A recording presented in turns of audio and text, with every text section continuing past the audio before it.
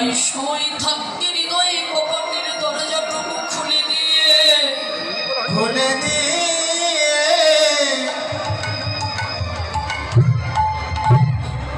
এবার সাধুগুরু বৈষ্ণবের ভজনে হরিবল হরিবল সাদের হরি বলিবার জনমটা তো বিফলেই গেল, এ কৃষ্ণ বলিবার জনমটা তো বিফলে। তাই মনোভিমান ভুলে গিয়ে